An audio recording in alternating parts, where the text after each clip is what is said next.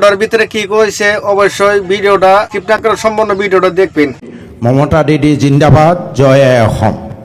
কথাটা আমি কালকে জানতাম। আসামিতে মানে শপথ গ্রহণ আসলে যত 126টা বিধায়কের ভিতরে 125টা বিধায়কে মানে শপথ গ্রহণ করছে।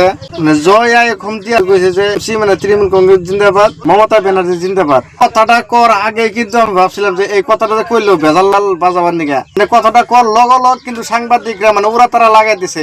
সাংবাদিক তা গিলো নষ্ট হয়ে গেছে।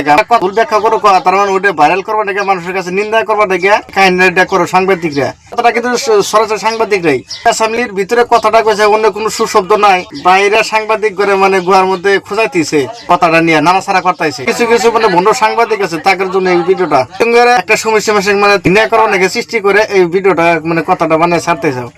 তোমার মাথায় কি মাল নাই নি? মাল ছাড়া নি তোমরা সাংবাদিক হয়েছে যা তা বাবা তাই তুমি ছেড়ে দিবা। তো যদি বমি করে কুত্তার বমি হতো তো তুমি ভিডিও নিউজ করে ছেড়ে দাও। সব করা বাদ দিও, এই সব দরকার নাই। পালি করে চলবো না এখানে, পালি বাদ দিও। জিন্দাবাদ শেরমান আলী আহমেদ জিন্দাবাদ।